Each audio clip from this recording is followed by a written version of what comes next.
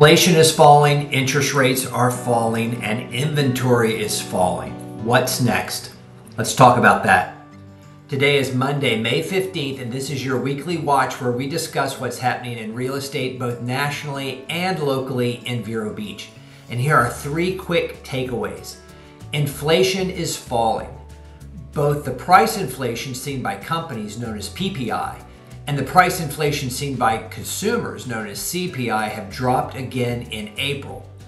Look how much progress we've made compared to the weeks set back in 2022.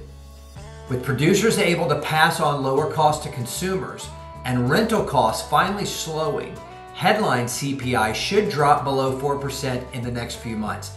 And that's a good thing. That means more money in your pocketbook, savings account, and in your investments.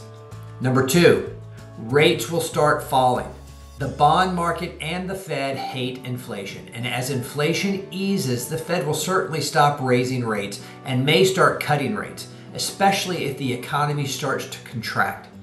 That's great news for hopeful buyers, as lower mortgage rates will make home buying more affordable and increase the supply of homes because fewer sellers will feel locked in by their current interest rates, and they will begin to list their homes and start making that move.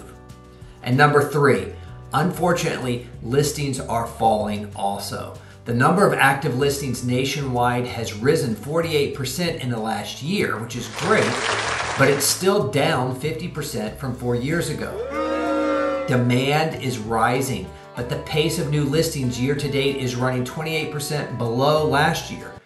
An active inventory, which would normally be rising in April, instead it's been flat nationally. This supply shortage explains why prices continue to rise. And in Vero Beach, over the last 7 days, we saw 80 new listings come on the market. Again, that's a great thing. But we also saw 91 properties go under contract. This means prices will continue to increase in a market that is already strained by high prices and low inventory.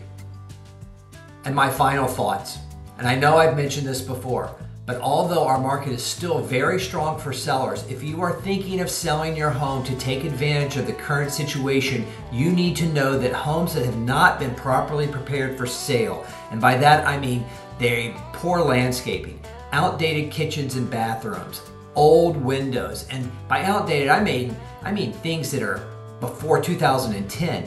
Those homes are sitting on the market for longer. For instance, this home was priced at $1.8 million. It was on the market for 5 hours before going under contract.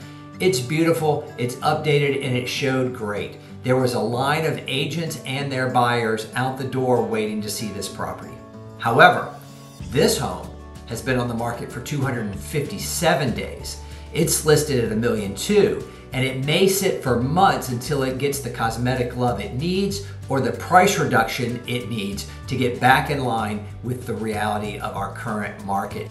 If you have questions about what's going on in Vero Beach or your particular neighborhood, please feel free to reach out to me. I'm Trip Hernandez with Dale Sorensen Real Estate in Vero Beach, Florida. Thanks for watching and have a great week.